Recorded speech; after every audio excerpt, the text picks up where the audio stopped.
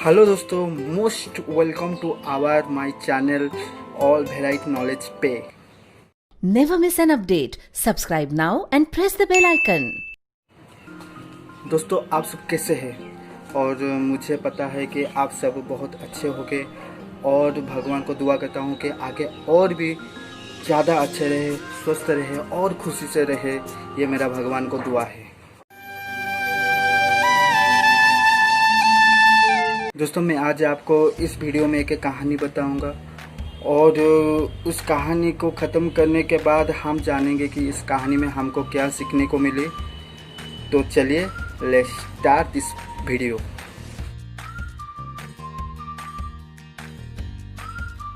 दोस्तों, आज मैं जो कहानी बताने जा रहा हूँ उस कहानी में क्या होता है कि एक राजा है और एक रानी है। तो राजा रानी का कोई बच्चा नहीं होता है।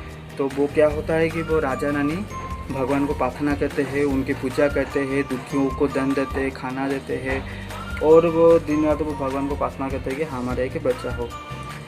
तो कुछ दिन के बाद राजा और रानी का एक बच्चा हुआ। तो तभी वो राजा बूढ़ा हो गया था, रानी भी बूढ़ी हो गई थी। तो जब उस बच्चे को 10 साल होने लगा तो उस 10 साल जब हो गया उस बच्चे को, तो उसके पिताजी गुजर गए। और गुजर जाने के बाद क्या हुआ कि उस राज्य का जो राजा का सिंहासन है वो खाली पड़ गया। तो एक दिन उनका बच्चा जाकर रानी को पूछा कि माँ, इस राज्य का तो राजा मर गए और वो सिंहासन खाली हो गया, तो उस राज्य को पालेगा कौन? तो रानी बोलते हैं कि मुझे भी पता नहीं है इस राज्य को कौन पालेगा। अभी तो मैं संभाल रहा हूँ, पर मेरे बाद कौन संभालेगा तो मुझे भी पता नहीं है, क्योंकि तुम अभी तो छोटे हो। तो तुम्हारी उम्र होने में, तुम राज्य जब संभालोगे तो तुम्हारी ज़्यादा उम्र होना चाहिए। तो अभी तो तुम छोटे हो, तो मुझे भी ठीक से पता नहीं है। तो इसी दौरान क्या हुआ कि उस राज्य में एक मंत्री रहता था। वो मंत्री बहुत शातिर दिमाग का वाला था और ख़राब इंसान था। तो रानी को उनके बारे में पता चला कि वो जो मंत्री है वो उनके सिंहासन को छीन लेना चाहता है और उनको बच्चे को और उनको महारानी को मार देना चाहता है। तो रानी ने क्या किया कि रातों रात उनके बच्चे को लेकर और एक संदूक, उससे बोला जाता है सोने के संदूक, लेकर वहाँ से फरार हो गए और एक गांव में जाकर उन दोनों रहने लगे। तो एक दिन क्या हुआ कि उनकी बच्चे जो है तो उनको उसके माँ के पास गया। वो बोला कि माँ, आप मुझे तो लाए ठीक है, पर ये संदूक क्यों लाए? तो उनकी माँ ने बताया कि जो राजा ने उनको बोला था कि मैं जब मर जाऊँ तो इस संदूक, मेरे बेटे के साथ तुम इस संदूक को जहाँ जाओगे मेरे इस संदूक को लेके चले जाना। तो क्या हुआ कि बच्चे ने जिद किया कि माँ, मैं इस संदूक को खोलूँगा। तो माँ ने हार मान लिया। वो बोला कि ठीक है, तुम्हारी इच्छा है, तुम खोल दो। तो बच्चे ने जब वो संदूक खोल दिया तो खोलने के बाद क्या होगी, वो संदूक में एक मुर्गी निकला। तो मुर्गी बहुत छोटा सा था। तो उस मुर्गी को देखकर रानी ने मन खराब किया कि राजा ने इस संदूक को लेने के लिए बोला कि इस संदूक में एक मुर्गी था, इसलिए हमको लेने के लिए बोला। तो वो बहुत दुखी हो गए। तो बच्चे ने बोला कि माँ, ये तो संदूक में एक तो मुर्गी निकला, तो इस मुर्गी का हम क्या करेंगे? हम तो खाएंगे नहीं।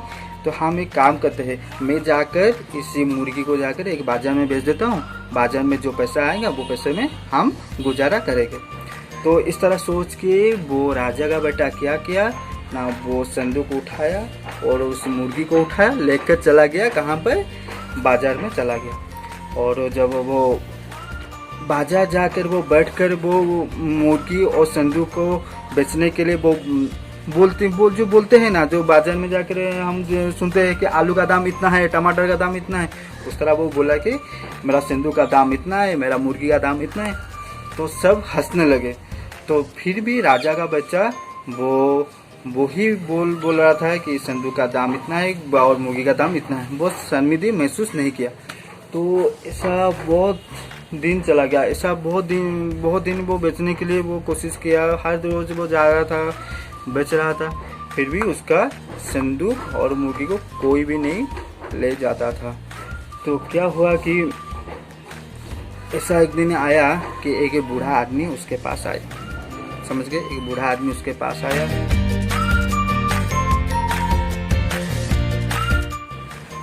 तो एक बूढ़ा आदमी उसके पास आया और उससे बोला कि बच्चा, ये जो सिंदूक बेच रहे हो, ये जो मुर्गी बेच रहे हो, कितने दाम की बेच रहे हो? तो वो बोला कि 10 सोने के मोहर है। तो वो बूढ़ा ने ठन ठन ठन ठन ठन ठन करके वो 11 सोने का मोहर उसको दिया और बोला कि बच्चा, मुझे ये सोने के, जो हमारे सोने के सिंदूक है और वो मुर्गी मुझे दे दो।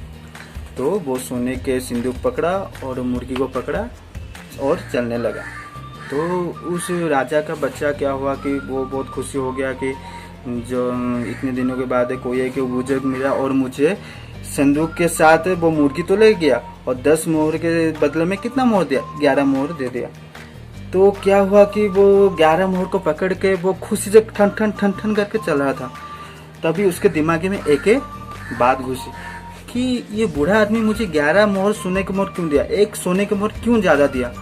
तो वो उस बूढ़े को तलाशने के लिए वो क्या किया ना, उसके माँ के पास दौड़ के चला गया। उस माँ को वो 5 सोने के मोहर पकड़ उसको दे दिया और 6 सोने के मोहर अपने पास रखकर वो बूढ़ा के तलाश में चला गया। और वो उसके तलाश में जाकर एक गांव में जाकर पहुंचा जहाँ पर वो बूढ़ा रहता था।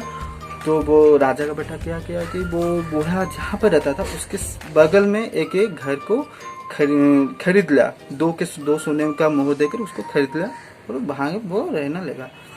तो हर रोज वो बूढ़ा को फॉलो करता था, उसको देखता था कि बूढ़ा क्या कर रहा है।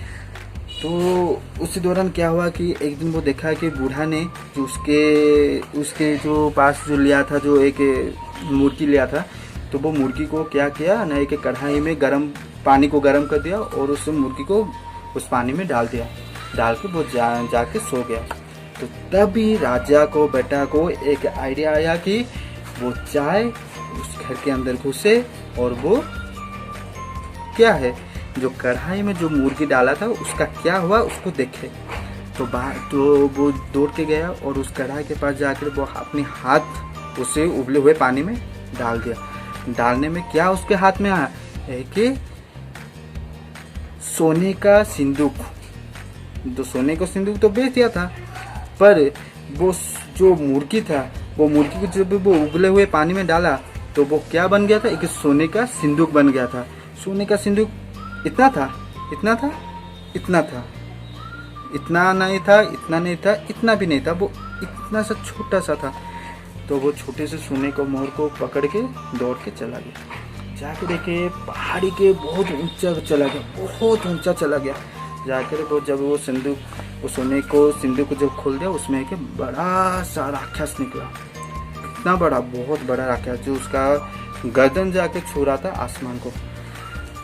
तो वहाँ पर एक बड़ा सा राक्षस निकल के वो हंसने लगा और उस बच्चे को बोला कि तुम्हारे पिताजी ने मुझे जादू करके मुझे इस सोने के सिंदूक में डालकर वो मुर्गी के पेट में घुसा दिया था, पर आज मैं मुक्त हो गया। आज मैं उसको तो मार नहीं पाऊंगा क्योंकि वो मर गया है, पर उसको बेटे को मैं खा जाऊंगा। तो राजा का बेटा बहुत समझदार था, बहुत चालाक था। तो उसने क्या किया कि वो उस राक्षस को बोला कि राक्षस भैया आपको कैसे, क्यों और कहाँ पर आपको इस सिंदूक में मेरे पिताजी डाल दिए थे? तो उसने बोला कि मुझे तुम जहाँ पर खड़ी हो यहाँ पर तुम्हारे पिताजी ने मेरे एक राज जान गए थे। वो राज क्या थे ना, दूसरी वाली पहाड़ी में मेरा बहुत सारा सोना है, बहुत सारा हीरा नीरा मोती माणिक सब है। तो उसको लेने के लिए तुम्हारे पिताजी ने मुझे इस सिंदूक में जादू करके डाल दिया और मुर्गी के पेट में डाल दिया। तो ये तो आश्चर्य हो गया। कौन आश्चर्य हो गया? राजा का बेटा आश्चर्य हो गया कि आप इतने बड़े हैं तो इस सिंदूक में कैसे चले गए? तो वो राक्षस ने क्या क्या रिपीट करके दिखाया, देखो मैं कैसे उसके अंदर जाता हूँ। तो राक्षस क्या हुआ कि पूरा छोटा बन के वो सिंदूक के अंदर चला गया। जब वो सिंदूक के अंदर चला गया तभी उसके बेटा ने क्या किया, उस सिंदूक को बंद कर दिया, करके उसके बड़ा सा एक क्या किया, जमीन खोदा, बहुत बड़ा जमीन खोद के उसके अंदर डाल के उसको फिर से मिट्टी डाल दिया। डाल के वो पहाड़ी के ऊपर गया और सोने चांदी सब ले आया आखिर उसको माँ के पास चला आया, और जो मंत्री जो उनकी वजह से दोनों छोड़ के चले आए थे अपनी राज्य, तो उन मंत्री को वो पकड़वाया और उस मंत्री को वो फांसी दिलवाए, और वो राज्य के सिंहासन में उनकी बेटा फिर से राज किया।